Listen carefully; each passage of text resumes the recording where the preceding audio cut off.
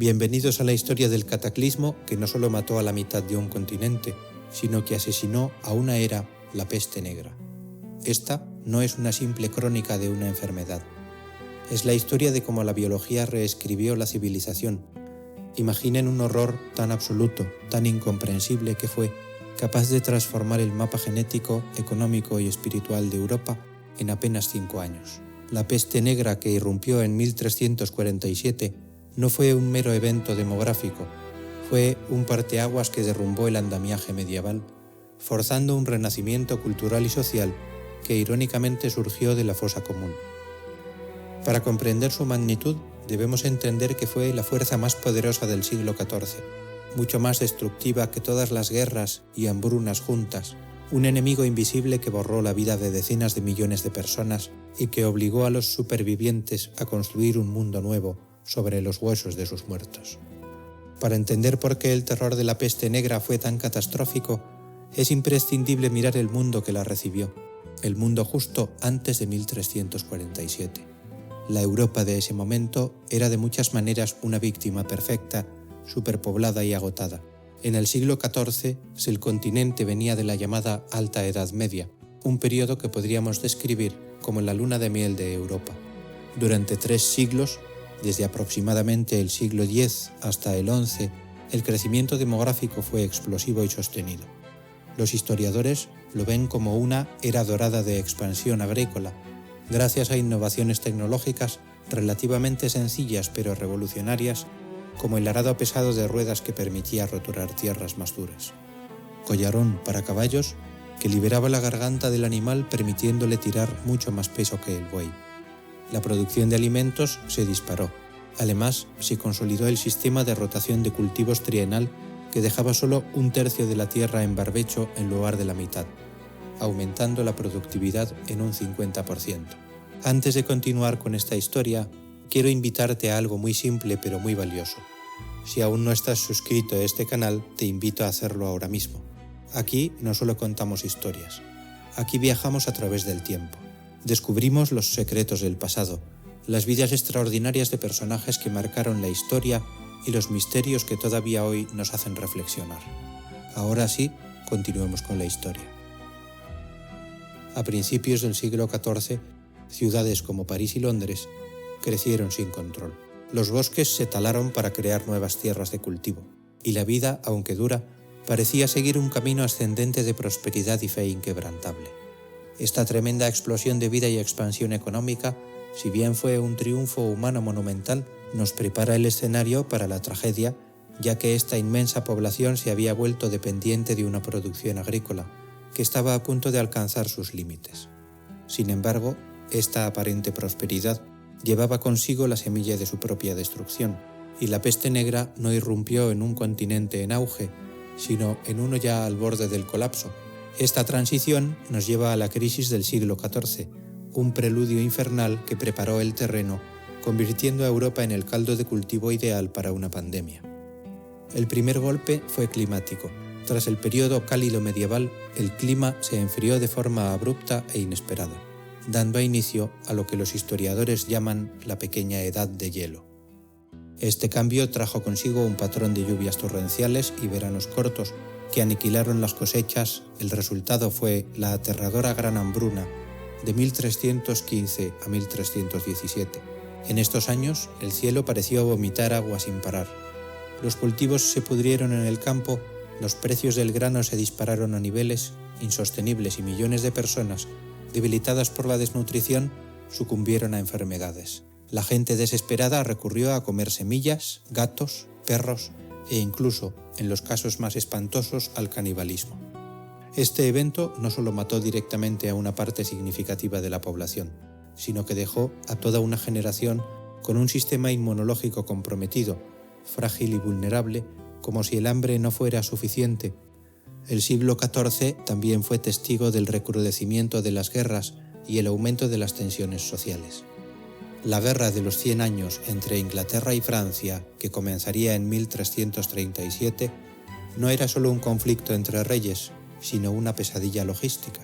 Ejércitos en movimiento que albergaban a mercenarios, violaban y saqueaban las pocas cosechas restantes y propagaban enfermedades locales. La nobleza, por su parte, endureció las cargas feudales para compensar sus pérdidas, exacerbando el resentimiento entre los campesinos. Así, cuando la peste negra llamó a la puerta, encontró a una Europa exhausta, malnutrida, dividida y crucialmente con una alta concentración de población que vivía en condiciones de higiene deplorables. La gente, debilitada por el hambre crónica, se agolpaba en ciudades donde las ratas campaban a sus anchas listas para que el gran desastre biológico comenzara. Aquí es donde entramos en la geografía de la peste, entendiendo cómo se transmitió este terror. El agente causal detrás de la plaga de la muerte no era un fantasma o una maldición, sino una bacteria. Hoy la conocemos como Yersinia pestis. El nombre suena inofensivo en comparación con la destrucción que causó, pero su mecanismo de propagación es una obra de arte evolutiva macabra. La tríada de la muerte era simple y efectiva: la pulga, la rata y el humano. La bacteria vivía felizmente en las pulgas. Cuando una pulga picaba a una rata, la rata se convertía en el huésped amplificador. Las ratas, en particular la rata negra, Ratus ratus, viajaban de forma eficiente a lo largo de las rutas comerciales escondidas en la carga de los barcos y los carros. La tragedia para el ser humano comenzaba cuando la rata moría. La pulga, hambrienta y ahora sin su huésped habitual, buscaba la fuente de calor y sangre más cercana. El ser humano, al picar, la pulga regurgitaba la bacteria en la herida, iniciando la infección. Lo que hace que este mecanismo sea tan fascinante es que la peste negra en realidad se manifestó en 3 formas distintas, cada una con un nivel de letalidad aterrador. La forma más común era la peste bubónica. Esta es la versión más conocida, que se manifestaba con los infames bubones. Grandes hinchazones dolorosas que aparecían en las ingles, las axilas o el cuello, resultado de que el sistema linfático intentaba en vano contener la infección. La persona sufría fiebre alta, escalofríos, vómitos y moría a los pocos días con una tasa de mortalidad que oscilaba entre el 30 y el 60%. Luego estaba la peste septicémica. Esta versión era mucho más rápida, letal, y se producía cuando la bacteria entraba directamente en el torrente sanguíneo. A menudo, sin pasar por el sistema linfático para formar bubones, causaba necrosis de los tejidos y hemorragias internas, lo que provocaba manchas oscuras bajo la piel. De ahí el nombre popular de muerte negra. Su tasa de mortalidad era prácticamente del 100%. Era tan fulminante que literalmente podías irte a dormir perfectamente sano y no despertar jamás. Pero la más temida de todas, la que verdaderamente propagó el terror a la velocidad del viento, era la peste neumónica. Esta no necesitaba ratas ni pulgas. Se transmitía directamente de persona a persona a través de gotitas respiratorias. La tos, el estornudo, la simple conversación. Una persona con peste neumónica podía infectar a toda su familia o a un pueblo entero en cuestión de días. Una vez que la bacteria llegaba a los pulmones, la tasa de mortalidad se elevaba casi al 100%. Esta capacidad de transmisión aérea es la que explica el avance implacable y rápido que diezmó a ciudades enteras. Y como vemos, la gente, que ya estaba frágil y viviendo en el caos de las guerras, y el hambre no tenía absolutamente ninguna defensa natural contra estas 3 manifestaciones de la furia de la bacteria, antes de que te acomodes, tómate un momento para darle un buen like al vídeo y suscribirte. Y cuéntame en los comentarios desde dónde nos estás escuchando y qué hora es para ti. Siempre es fascinante ver quién se une a nosotros desde todas partes del mundo. Soy el historiador nocturno, y mi objetivo es que este relato te sumerja en una experiencia única mientras concilias el buen sueño. Una vez que comprendemos al enemigo, es hora de trazar su ruta. Si Europa era el escenario perfecto para la tragedia, su punto de partida fue el lejano y misterioso Asia Central, un lugar que, aunque geográficamente remoto, estaba perfectamente conectado al mundo por las venas del comercio. El foco primario de esta pandemia se sitúa con bastante consenso entre los historiadores y científicos modernos en las estepas que rodean la cordillera del Tian Shan, una cadena montañosa en la frontera de las actuales Kirguistán, Kazajistán y China. Esta región ha sido identificada como un reservorio natural de la bacteria Yersinia pestis durante milenios. En esta zona vivían colonias de marmotas y otros roedores salvajes, y las pulgas que las infestaban ya tenían la plaga como algo endémico. Los cazadores y comerciantes que interactuaban con estas poblaciones de roedores o que utilizaban sus pieles en el comercio se convertían en los primeros portadores involuntarios de la enfermedad, aunque la peste se hizo infame en Europa a partir de 1847, los registros históricos en China sugieren que el brote ya había comenzado su ciclo mortal mucho antes. Los cronistas chinos de la dinastía Yuan reportaron epidemias devastadoras en las provincias del norte y oeste desde la década de 1320 e incluso antes. Hay evidencias de mortandades masivas que asolaron vastas regiones, lo que concuerda con la teoría de que la bacteria, mutada o simplemente en fase expansiva, estaba ya activa y diezmando poblaciones en Asia. Así que, cuando la plaga llegó a Europa, no era un evento nuevo, era la culminación de una ola de enfermedad que llevaba décadas cocinándose en el corazón de Asia. La peste, sin embargo, no habría logrado semejante gesta continental si no hubiera sido por la infraestructura que unía el este con el oeste, la ruta de la seda. Esta red de caminos terrestres y marítimos, la autopista global de la Edad Media, fue la vía de expansión de la bacteria. A través de la ruta de la sedada, las especias de la India, la seda de China y lamentablemente las ratas de Asia Central viajaron hacia el oeste. La bacteria se movía lentamente por tierra, saltando de asentamiento en asentamiento a medida que caravanas y comerciantes se detenían en los distintos oasis y ciudades intermedias. Los ratones y las ratas, huéspedes de las pulgas infectadas, eran polizones perfectos, comiendo los granos y desechos a lo largo de los caminos. Cuando la ruta de la seda llegaba al Mar Negro y al Mediterráneo, la expansión pasaba a ser marítima, acelerando exponencialmente el proceso. Los barcos mercantes, grandes almacenes flotantes de grano y provisiones, se convertían en auténticos criaderos de ratas. Un viaje que por tierra podía tomar meses, por mar se reducía a semanas, lo que permitió que la peste viajara de forma fulminante desde los puertos del Mar Negro hasta los grandes centros comerciales italianos y bizantinos. El mar, que era el motor de la riqueza europea, se convirtió en el vector de su aniquilación. Y aquí entra en juego un factor histórico fascinante y crucial, el Imperio Mongol. Su papel en la difusión de la peste negra fue paradójico. Por un lado, los mongoles fueron conquistadores brutales que mataron a millones, pero por otro crearon un fenómeno histórico conocido como la Pax Mongolica, la paz mongola. Tras unificar un territorio que se extendía desde el Pacífico hasta Europa Oriental, los mongoles establecieron una estabilidad política y un sistema de vigilancia que por primera vez en la historia garantizó la seguridad de la ruta de la seda. Este periodo de relativa paz y control mongol facilitó un auge sin precedentes del comercio entre Oriente y Occidente. Los comerciantes genoveses, venecianos y de otras ciudades europeas podían viajar a través de los vastos dominios mongoles con una seguridad que nunca antes se había visto, y esto aumentó el volumen y la frecuencia de las caravanas y los barcos mercantes. Irónicamente, el éxito y la seguridad de la Pax Mongólica, que debía traer riqueza, trajo en su lugar la enfermedad. Al multiplicar los contactos e intensificar el movimiento de bienes, los mongoles, sin quererlo, construyeron la autopista perfecta para la bacteria, garantizando que el brote endémico de Asia Central tuviera un carril rápido y seguro para llegar a la abarrotada y vulnerable Europa. La mano invisible del comercio, impulsada por el Imperio Mongol, fue la que llevó al terror hasta la puerta de Occidente. La peste negra, al igual que cualquier ola, comenzó su viaje mucho antes de romper en las costas europeas. Es esencial para este guión épico detenernos y reconocer las primeras y a menudo olvidadas víctimas en Asia, donde el terror se gestó y se fortaleció. El impacto temprano en Asia es el prólogo sangriento de nuestra historia. Como ya mencionamos, la evidencia en China es la más clara y antigua. El imperio bajo la dinastía Yuan en el siglo XIV ya estaba experimentando un colapso. Los documentos históricos, aunque fragmentarios, son escalofriantes.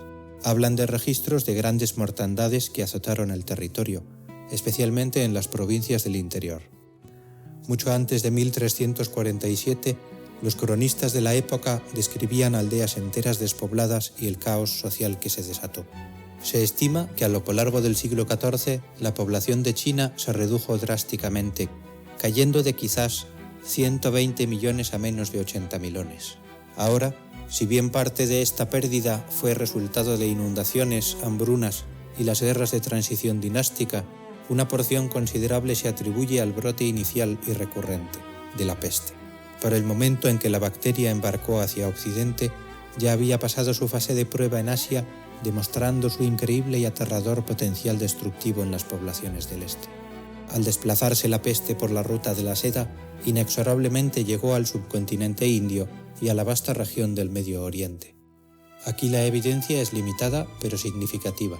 Respecto a la India, la documentación es notoriamente escasa. La peste, que avanzaba a lo largo de las rutas comerciales y militares, pudo haber encontrado barreras geográficas o climatológicas en el sur de Asia que ralentizaron su impacto inicial o simplemente los registros se han perdido.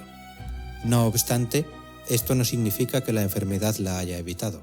Es altamente probable que los puertos costeros y las ciudades del norte, intensamente conectadas con Persia y los enclaves comerciales de la Ruta de la Seda, hayan sufrido brotes que no fueron registrados con el detalle que hoy desearían. Donde la evidencia es mucho más dramática es en el Medio Oriente bajo el dominio de los mamelucos y otros sultanatos. Ciudades históricas como Bagdad, Damasco y sobre todo El Cairo se convirtieron en las siguientes grandes víctimas después de China. El Cairo, que era entonces una de las ciudades más grandes y densamente pobladas del mundo, con cientos de miles de habitantes, fue golpeada brutalmente a partir de 1347. Los cronistas islámicos, como Ibn al-Wardi y al-Mazisi, dejaron relatos vívidos y aterradores de la devastación. Al-Mazisi describió que en el Cairo la muerte era tan rápida que las personas iban a comprar alimentos en la mañana y eran encontradas muertas antes del atardecer. Los pozos estaban llenos de cadáveres y el olor fétido de la muerte dominaba la ciudad. Los sistemas de irrigación y los servicios básicos colapsaron. Se dice que en la capital mameluca la peste llegó a matar hasta 20,000 personas por día en el pico del brote. La catástrofe fue tan profunda que la economía del sultanato maluco se vio permanentemente dañada y la región nunca recuperaría del todo su anterior preeminencia económica. Y demográfica, este periodo de impacto temprano en Asia y el Medio Oriente nos sirve como la advertencia que Europa no escuchó. La enfermedad no era un evento fortuito, era una fuerza de la naturaleza ya probada que había arrasado civilizaciones milenarias. Y ahora, después de diezmar el corazón de Asia y el vibrante mundo islámico, la plaga había llegado a la puerta de Europa. Esa puerta, ese punto crítico de contacto entre Oriente y Occidente, era una próspera ciudad comercial en el Mar Negro, el punto de inflexión, el lugar donde la peste negra cruzó de Asia al mundo occidental. No fue una ruta gradual, sino un dramático evento militar y comercial en la costa de Crimea, el asedio de Caffa. Este episodio envuelto en leyenda se considera la bisagra de la historia de la pandemia. Caffa, la actual Feodosia, era en el siglo XIV un estratégico y fortificado puesto comercial genovés en la península de Crimea, a orillas del Mar Negro. Para la República de Génova, Caffa no era solo un puerto, era su puerta de acceso a la riqueza de la Ruta de la Seda y un eje vital para el comercio de esclavos y especies. Su prosperidad, sin embargo, la hacía un objetivo constante de los poderes circunstantes. En los años 156 y 1347, los comerciantes genoveses y la población local se encontraron sitiados por las fuerzas del Llanato de la Horda de Oro bajo el mando del caudillo mongol Yanibek. La historia de este asedio es fascinante, porque incluye el supuesto uso de guerra biológica más antiguo y famoso de la historia. Los mongoles que llevaban meses asediando las murallas de Caffa ya estaban sufriendo las primeras oleadas de la peste negra dentro de sus propios campamentos, según el relato de un notario genovés llamado Gabriel de Musi, que sirvió como fuente principal. La situación se volvió tan desesperada para los mongoles, con sus soldados muriendo a un ritmo alarmante, que Yanibek decidió emplear los cadáveres de sus propios hombres como arma. El relato describe cómo los mongoles, usando grandes catapultas o trabucos, lanzaron los cuerpos putrefactos de las víctimas de la plaga por encima de las murallas de la ciudad, esperando que la enfermedad se extendiera entre los sitiados. La leyenda y la realidad se mezclan en este punto. Aunque el relato de Demusi es dramático y ha cautivado la imaginación histórica durante siglos, los historiadores modernos dudan de su efectividad real. En primer lugar, es cuestionable que el simple lanzamiento de cadáveres fuera la causa principal de la infección, ya que la peste bubónica no se propaga eficientemente por contacto directo con restos humanos.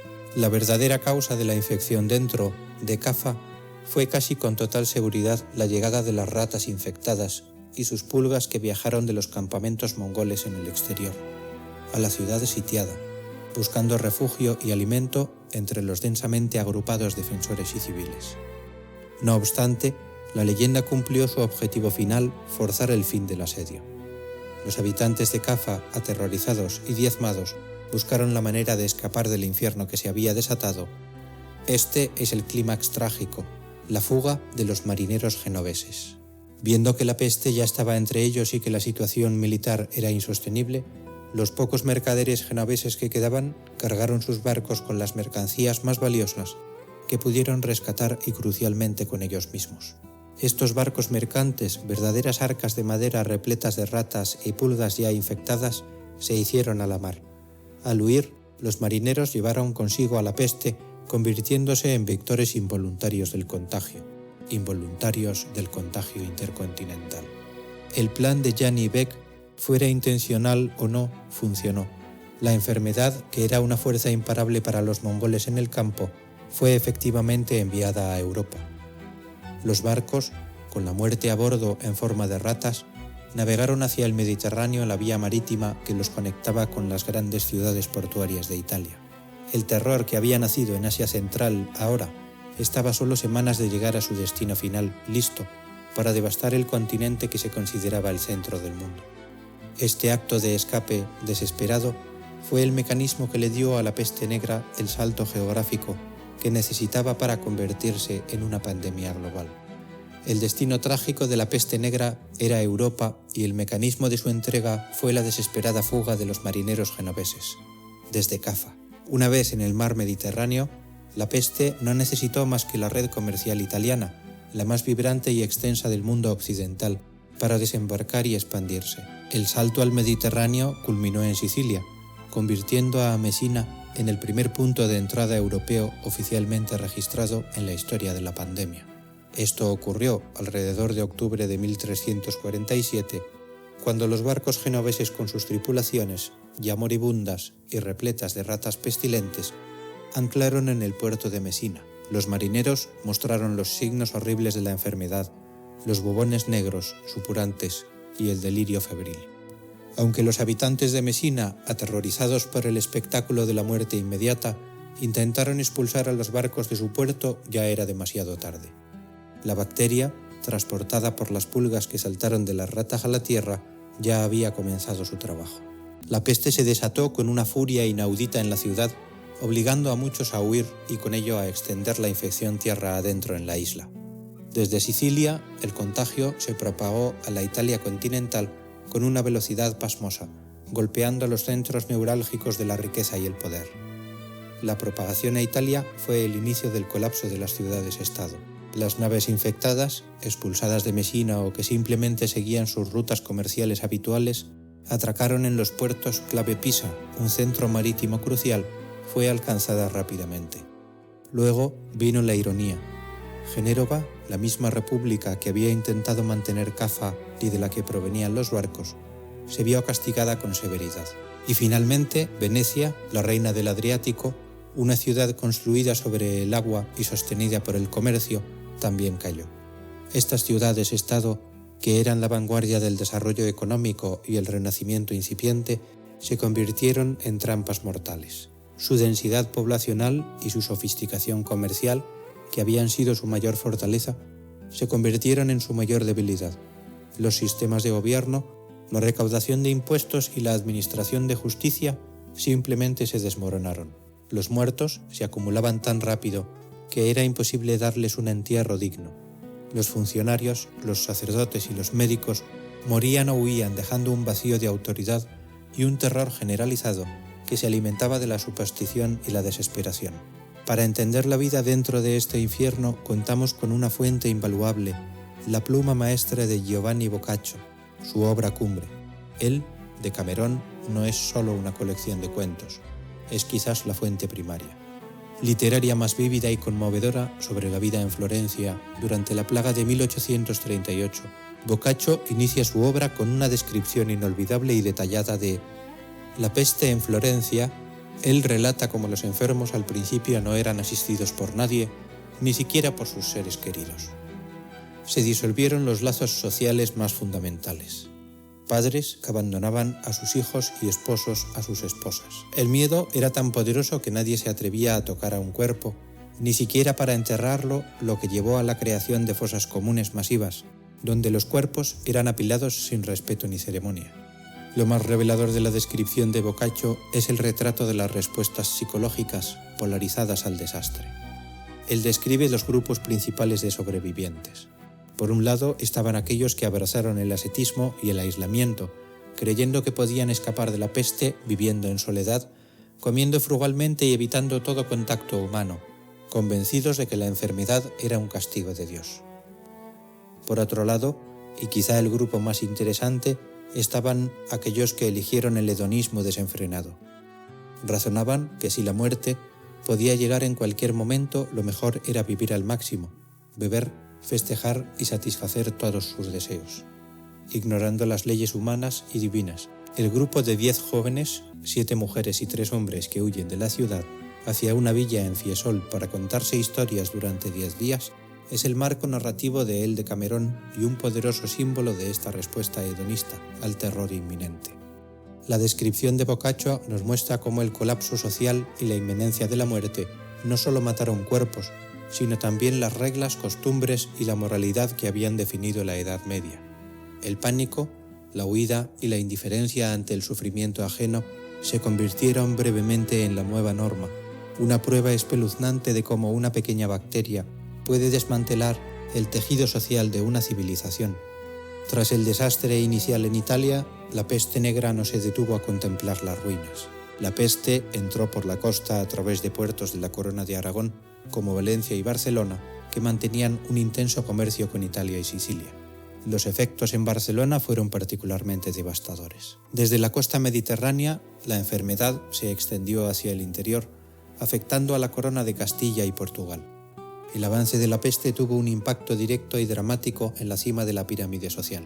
El rey Alfonso X de Castilla se encontraba sitiando Gibraltar en 1350, cuando la peste negra irrumpió en sus campamentos militares. En un acto que destaca la brutalidad democrática de la enfermedad, Alfonso XI se negó a abandonar a sus tropas y se convirtió en el único monarca reinante en Europa en morir a causa de la plaga. Este hecho no solo conmocionó a las élites europeas, sino que también desestabilizó brevemente el panorama político peninsular, demostrando que ni siquiera la realeza era inmune al castigo biológico. Desde la Europa continental, la peste hizo el inevitable salto a las islas británicas.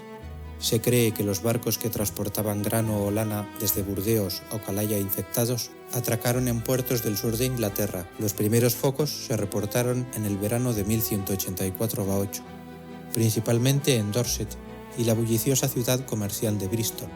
Desde estas cabezas de playa, la plaga se extendió de manera inexorable siguiendo las carreteras romanas y los caminos fluviales.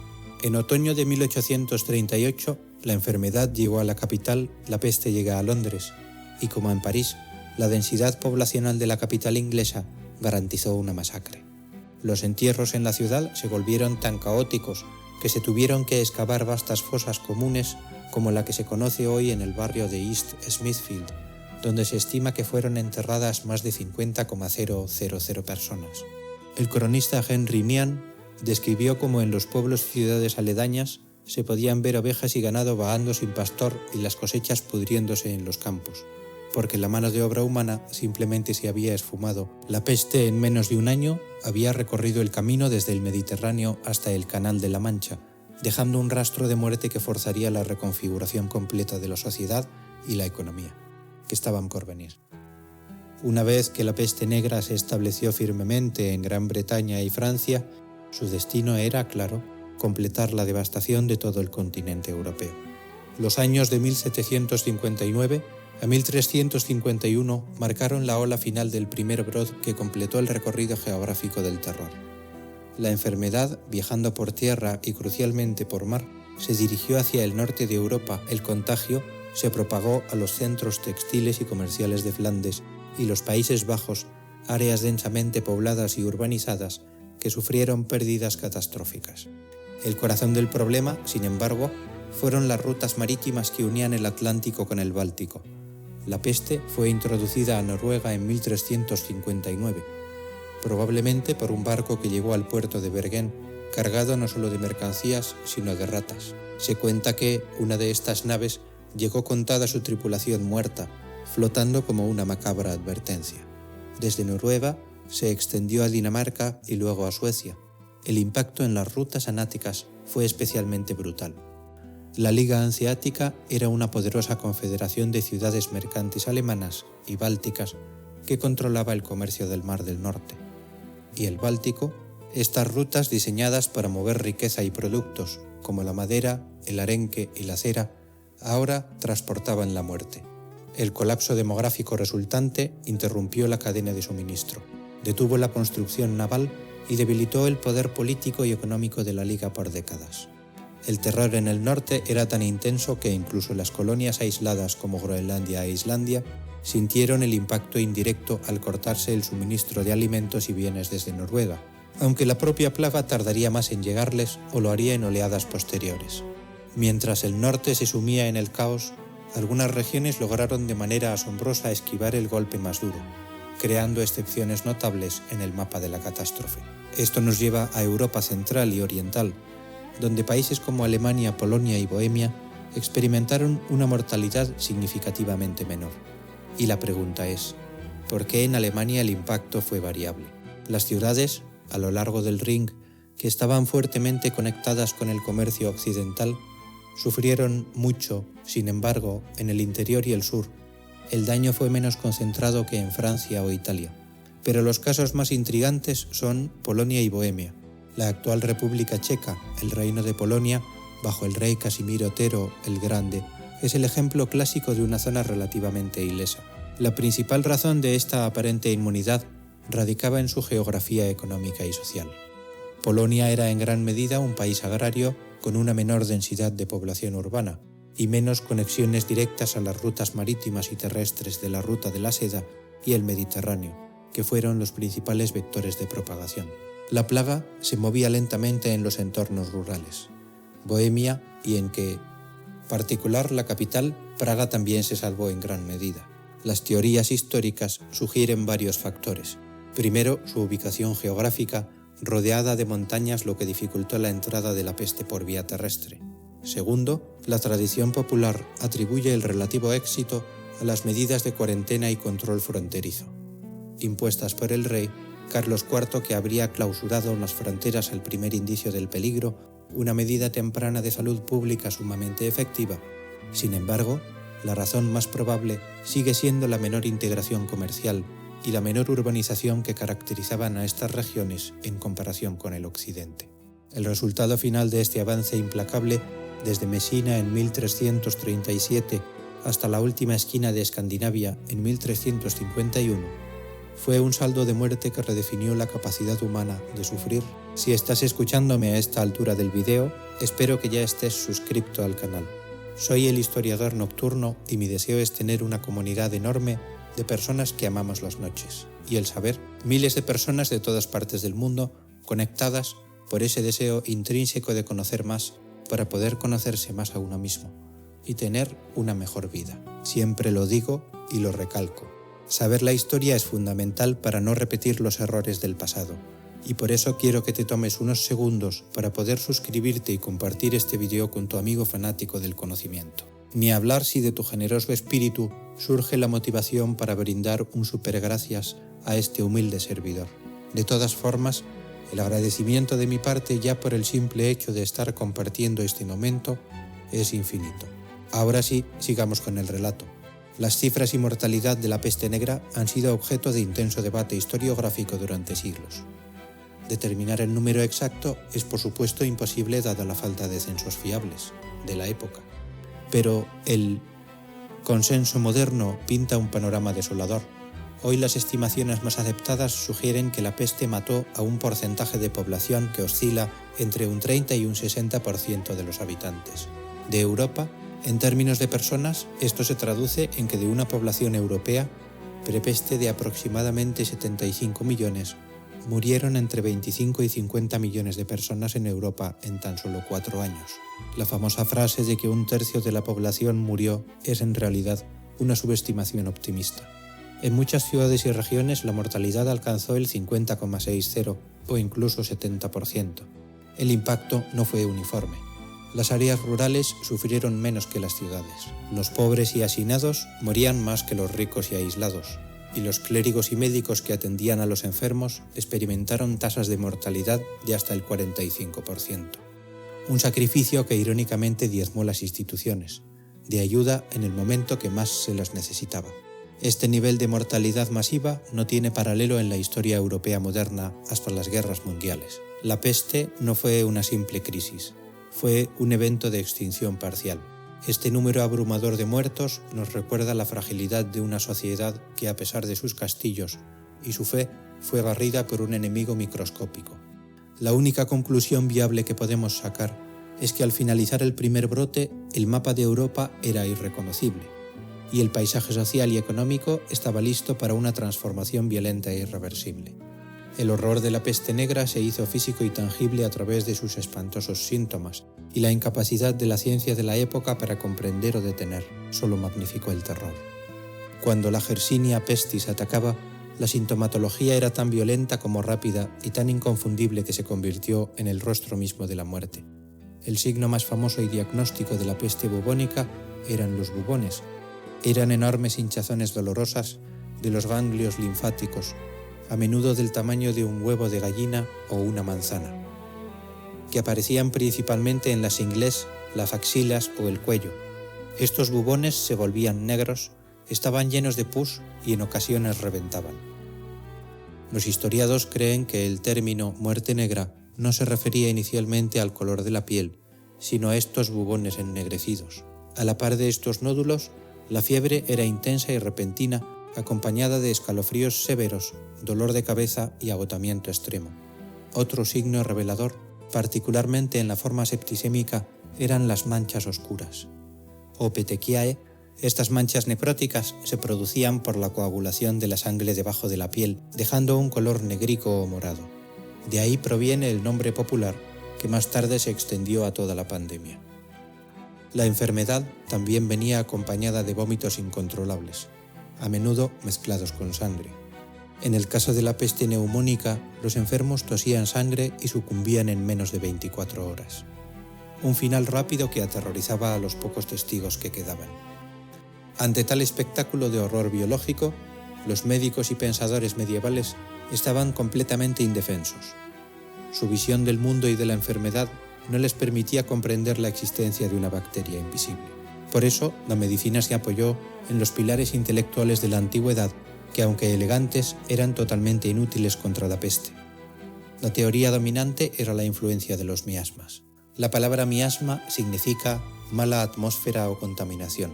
Esta teoría heredada de Galeno sostenía que las enfermedades no se transmitían de persona a persona, sino que surgían de aire corrompido, vapores pútridos que se elevaban de la suciedad. Un paciente con septicemia, ya debilitado por la bacteria, difícilmente sobrevivía a la pérdida de sangre forzada. Otros remedios se centraban en la teoría de los miasmas. El quemar hierbas aromáticas como romero y lavanda era una práctica común, al igual que portar amuletos y talismanes que se creía podían repeler el aire corrupto o la influencia astral maléfica, pues muchos creían que la peste estaba relacionada con una conjunción de planetas. Remedios más exóticos incluían la aplicación de ungüentos hechos con arsénico y mercurio o la ateríaca, un medicamento complejo con decenas de ingredientes que se creía que era una panacea contra todo veneno. Mención aparte merece la figura del médico de la peste.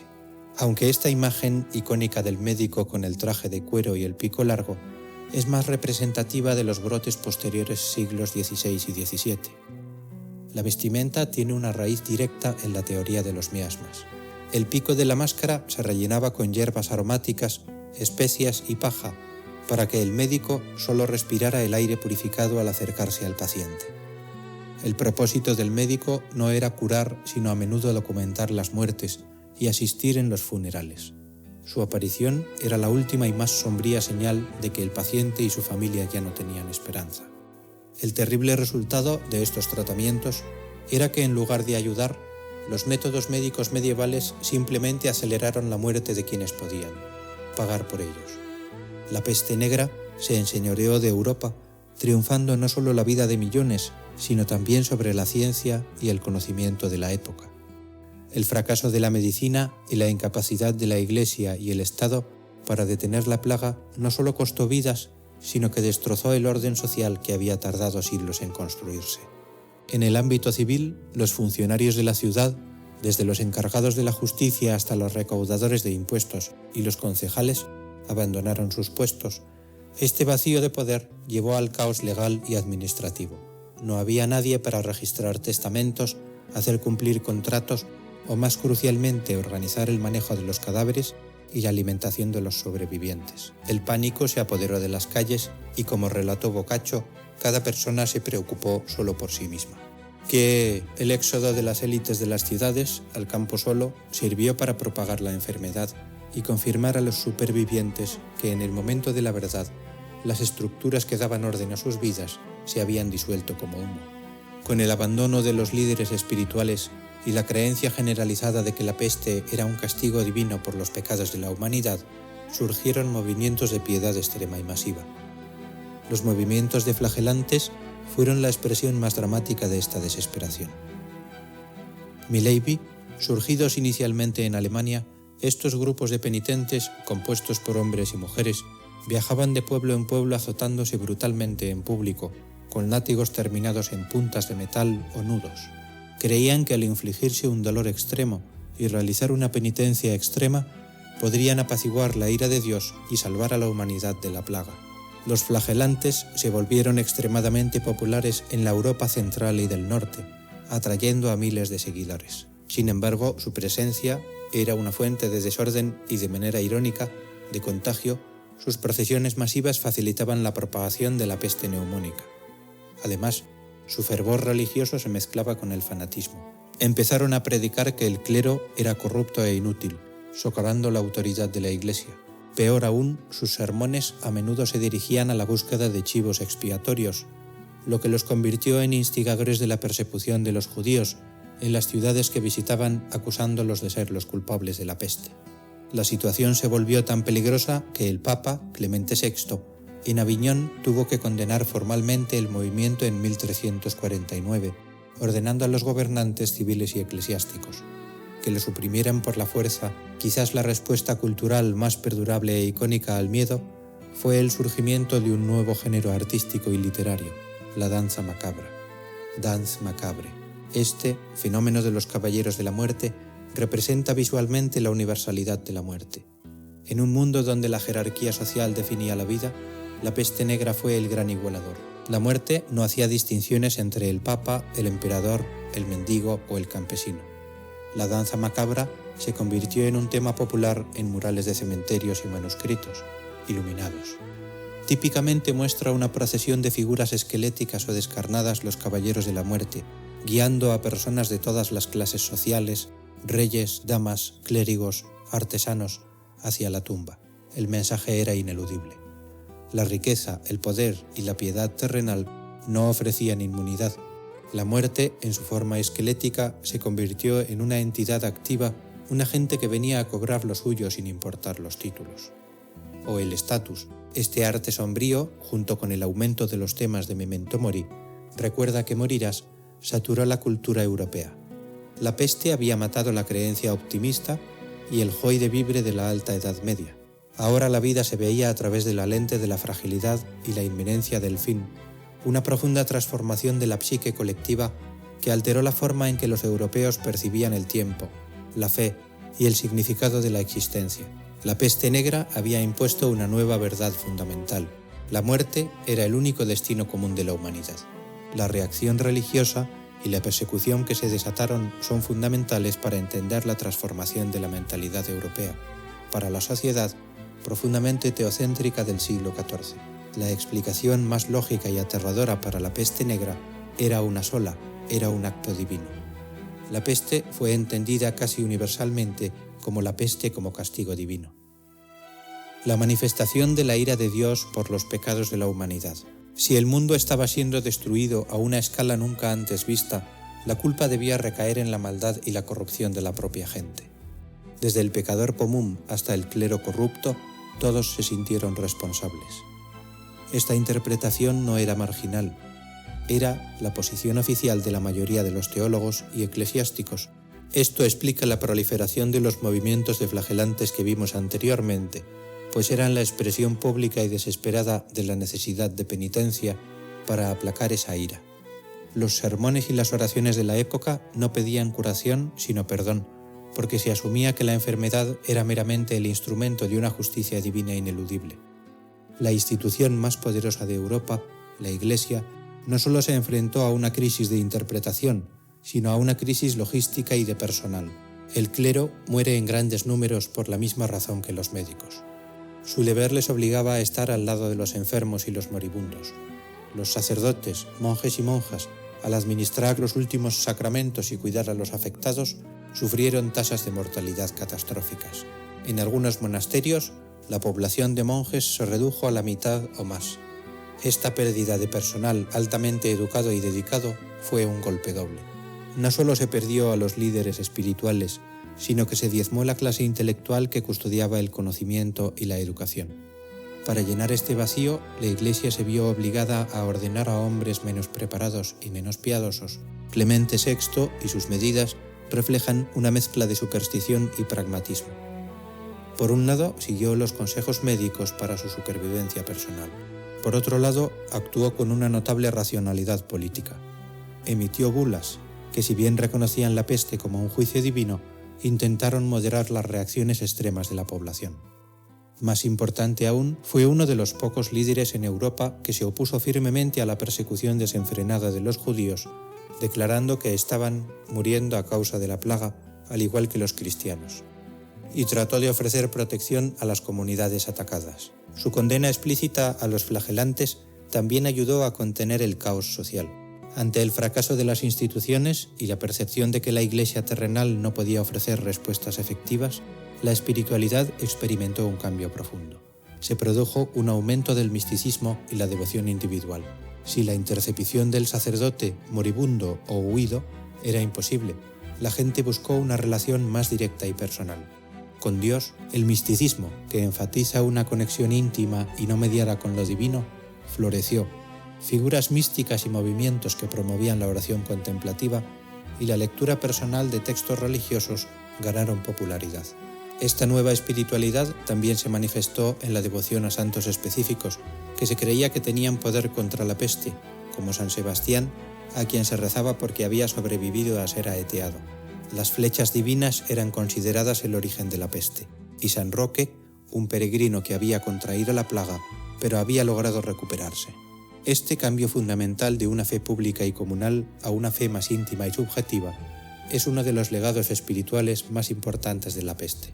La gente dejó de confiar ciegamente en las grandes estructuras eclesiásticas y comenzó a construir su propia salvación, un cambio de mentalidad que tendría grandes repercusiones en siglos posteriores. La manifestación más común de esta teoría del complot fue la acusación de envenenamiento de pozos.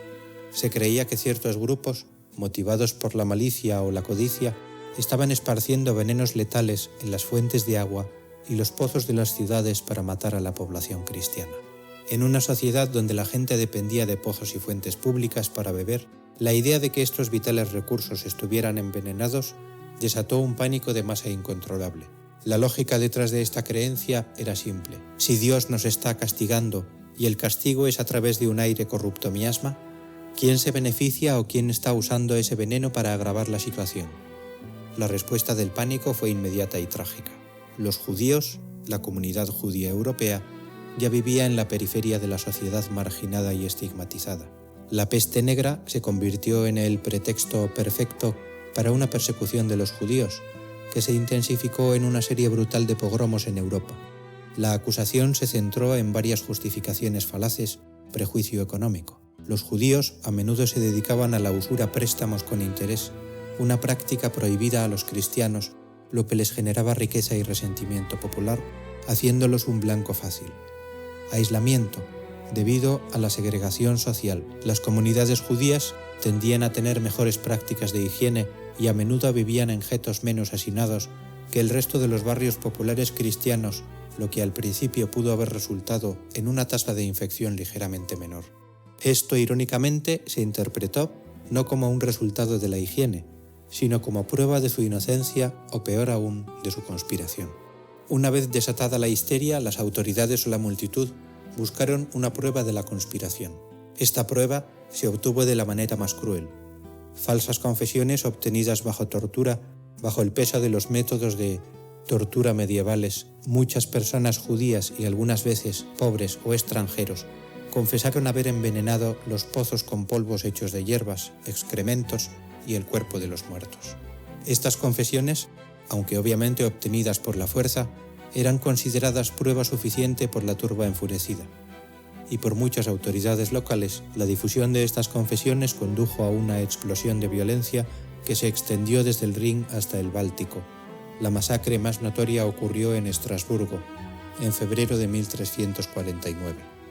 Aunque el liderazgo de la ciudad al principio se mostró reticente a perseguir a la comunidad judía, la presión popular forzó el cambio. Se tomaron cerca de 2000 personas judías. Se las encerró en estructuras de madera y fueron quemadas vivas en una pira construida en el cementerio judío. Los bienes de los muertos fueron confiscados y distribuidos entre los ciudadanos. Tragedias similares se repitieron en Basilea y Colonia, donde las comunidades fueron aniquiladas o expulsadas. El patrón era casi siempre el mismo: la acusación, la tortura para obtener la confesión, el pogromo y la apropiación. De las propiedades, a pesar de esta ola de violencia, hubo figuras que intentaron contener la locura. Como mencionamos, el Papa Clemente VI intervino para defender a los judíos, pero su autoridad no siempre era suficiente para contener la rabia de las multitudes locales. La desesperación espiritual de la población, junto con el colapso de las instituciones, creó una necesidad urgente de encontrar figuras sagradas que pudieran ofrecer una intercesión directa y efectiva contra el terror biológico. Esta necesidad se tradujo en el aumento del culto a la figura del mártir y el santo protector, un fenómeno que reconfiguró el panteón de la devoción medieval y pospeste.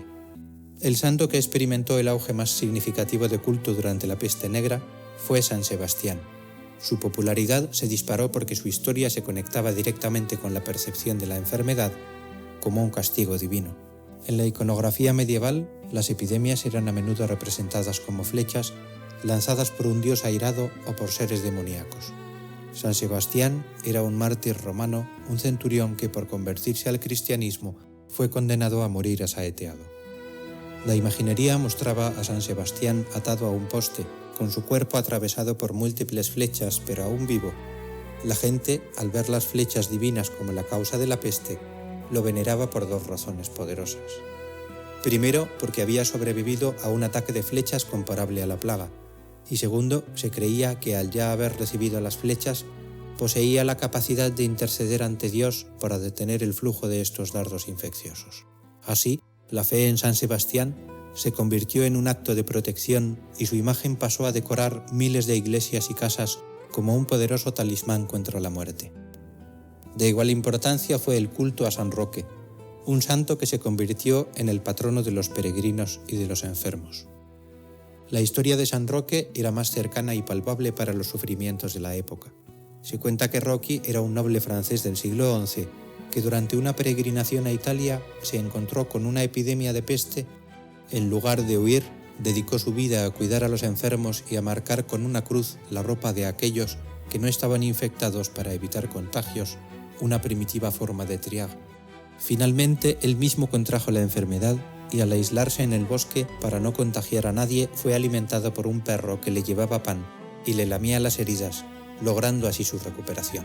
La figura de San Roque resuena profundamente en el contexto de la peste negra, porque personifica la caridad heroica en medio del peligro, el aislamiento y crucialmente la posibilidad de supervivencia. A menudo se le representa mostrando la herida de la bubónica en su muslo. El culto a San Roque no solo ofreció esperanza de protección, sino que legitimó la idea de que la piedad y el servicio a los demás podían ser una forma de resistencia a la enfermedad. El aumento de estas devociones particulares nos demuestra un cambio en la religiosidad, una necesidad de santos especializados, cercanos a la experiencia del sufrimiento y capaces de ofrecer una defensa específica en tiempos de crisis biológica. El pueblo, al ver fallar a los líderes terrenales, buscó refugio en los intercesores celestiales más probados en la lucha contra la muerte. El fin del primer brote de la peste negra, en 1351, no marcó el final de la historia, sino el violento comienzo de una nueva era. Las consecuencias a largo plazo transformaron radicalmente la estructura social y económica de Europa, haciendo que el mundo después de la plaga fuera fundamentalmente diferente al mundo que la precedió. El cambio más inmediato y dramático provino de la reducción de la población, una matanza masiva que creó una economía de la escasez, donde el trabajo y no la tierra se convirtió en el bien más preciado. Con la muerte de al menos un tercio de la población europea, se invirtió por completo la dinámica social.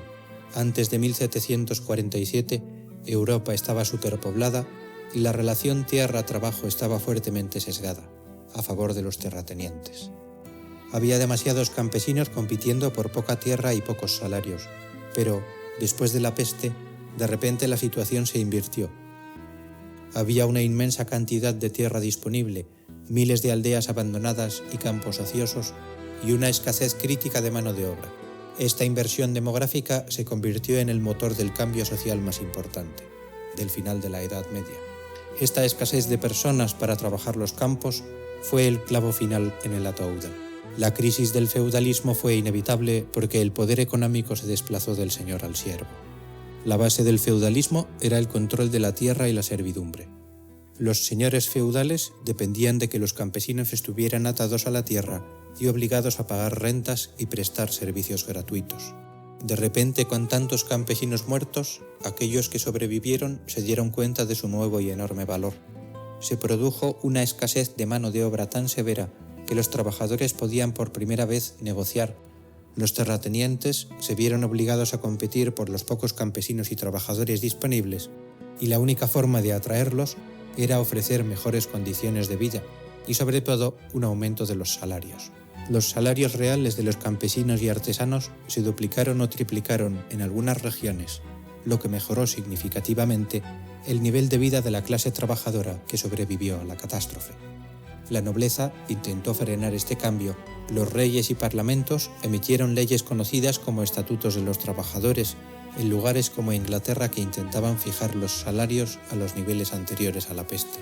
Pero estas leyes fueron ineficaces en gran medida. La ley de la oferta y la demanda, impulsada por la biología, era más poderosa que la ley del rey. La resistencia de la nobleza a ceder su poder y riqueza, sumada a las nuevas leyes restrictivas, generó una profunda frustración entre los campesinos, que ahora sabían que merecían una vida mejor. Esto condujo a una serie de explosivos levantamientos campesinos que desafiaron el orden feudal. El primer gran estallido fue la jacquería en Francia, en 1358. Jacquerie viene de Jacques Bonhomme, un término despectivo para el campesino común. Los campesinos franceses se levantaron en una revuelta brutal contra la nobleza, irritados por el aumento de impuestos y la miseria, mientras los nobles intentaban aferrarse a sus privilegios.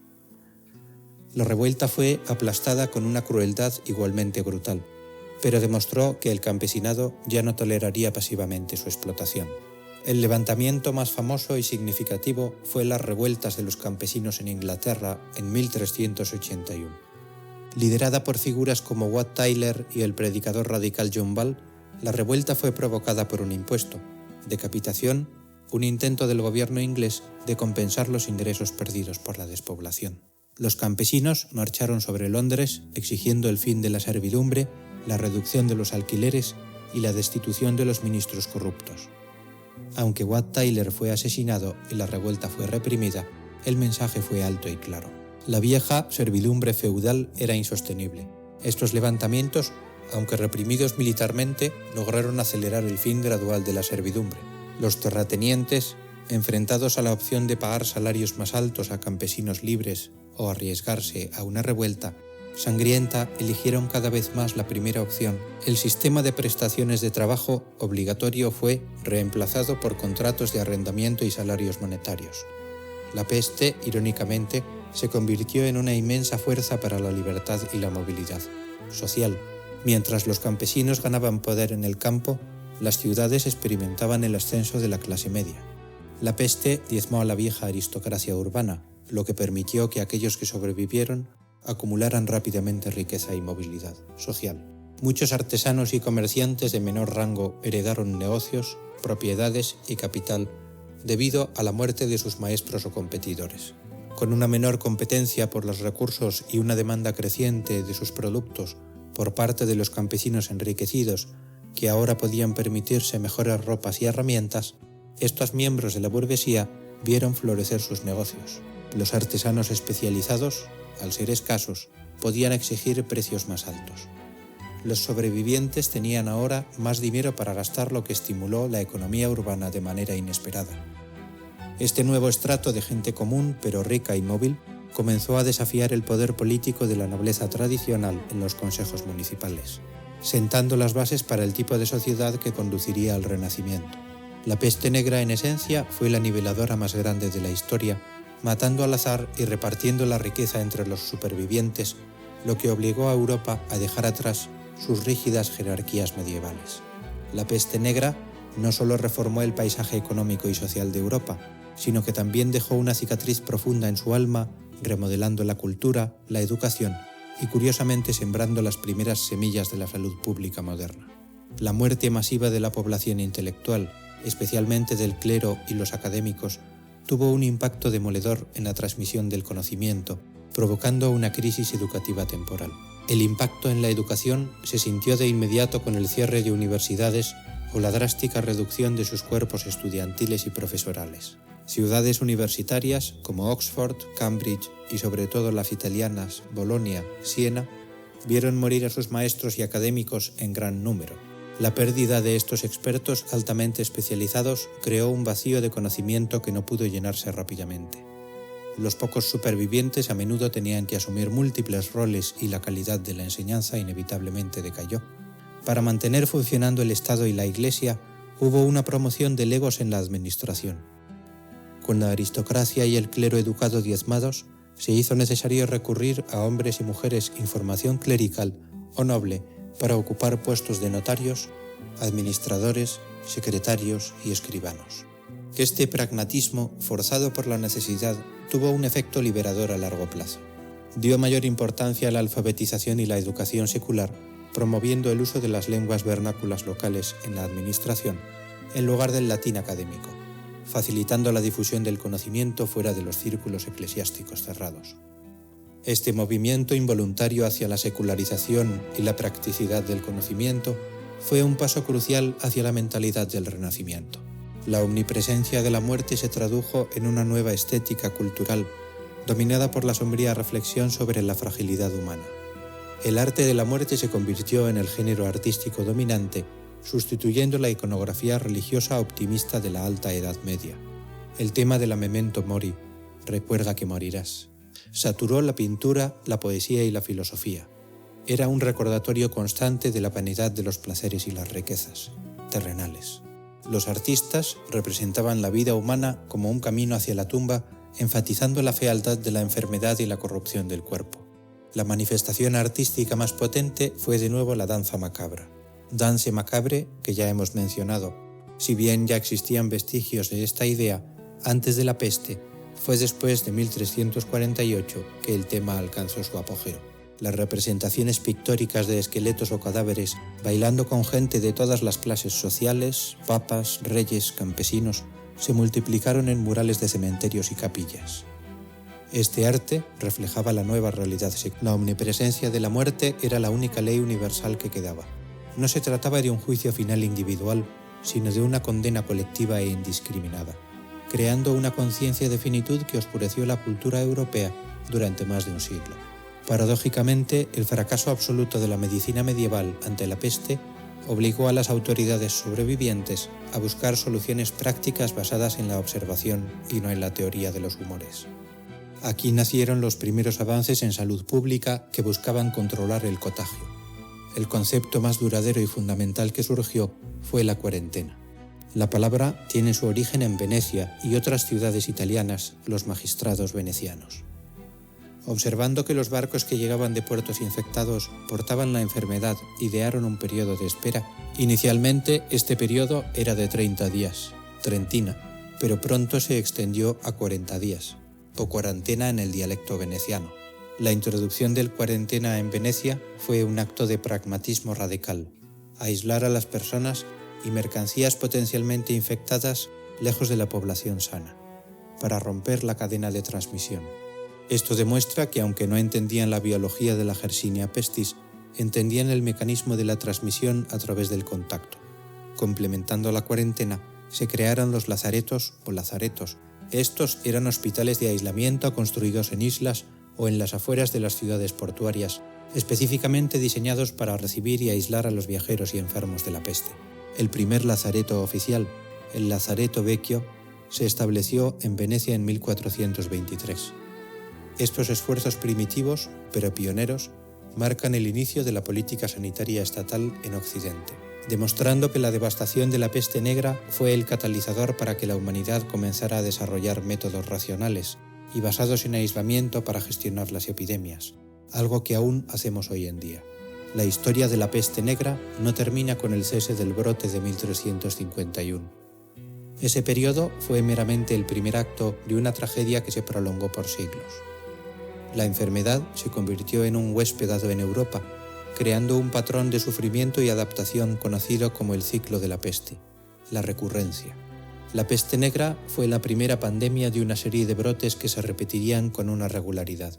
Aterradora, la bacteria Yersinia pestis nunca desapareció del todo después de la década de 1340. En cambio, se estableció en focos locales, probablemente arraigada en las poblaciones de roedores en toda Europa y el Mediterráneo.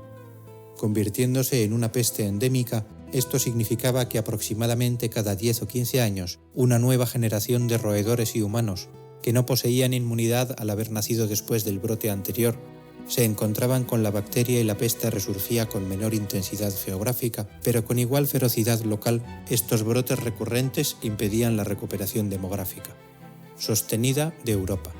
Cada vez que una población comenzaba a recuperarse de las pérdidas anteriores, una nueva oleada de peste llegaba para mantener baja la natalidad y alta la mortalidad, retrasando la plena recuperación de la población hasta el siglo XVII. A medida que Europa desarrollaba mejores prácticas de higiene, estructuras de gobierno más fuertes y, crucialmente, la capacidad de implementar la cuarentena y los lazaretos, la naturaleza de la plaga cambió.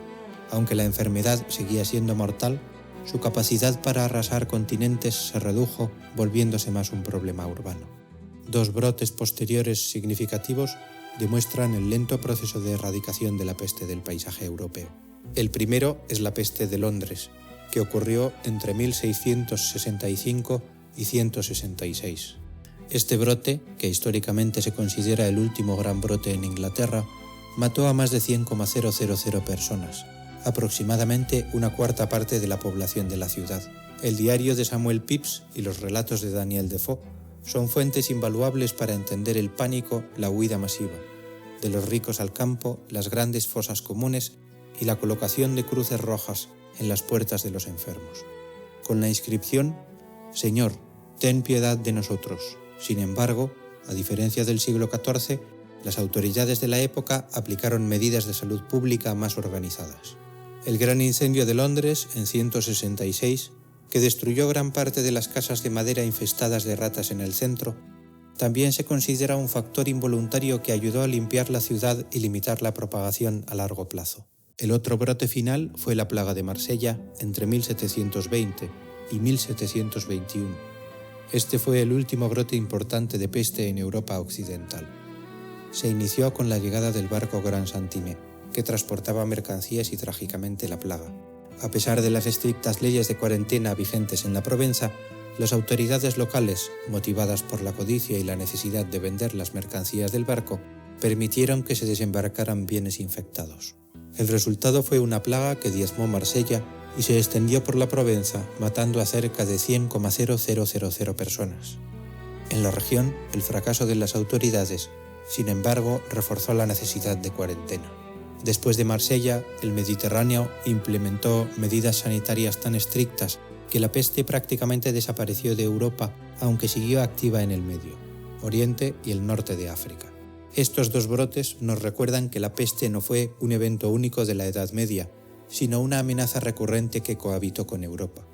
Durante más de 3 siglos, la peste negra, la primera oleada, fue el motor que forzó las transformaciones sociales. Las posteriores oleadas, aunque devastadoras, sirvieron para reforzar las prácticas de salud pública y finalmente desterraran la enfermedad del continente, abriendo las puertas a una era de crecimiento demográfico sostenido y el florecimiento de la Ilustración y la modernidad.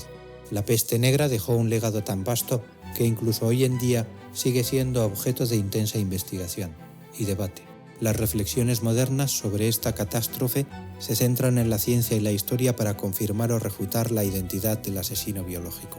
Durante mucho tiempo, los historiadores estuvieron atrapados en un enigma. Como una enfermedad transmitida principalmente por ratas y pulgas, pudo propagarse tan rápidamente y matar a tanta gente en pleno invierno cuando la actividad de los insectos se reduce. Si el relato te gustó, deja tu buen like y suscríbete para que formes parte de esta comunidad nocturna y culta. Quiero que comentes sobre qué otro tema te gustaría que hablemos en un próximo video. Cada comentario lo leemos atentamente. Gracias por escucharme. Hasta la próxima.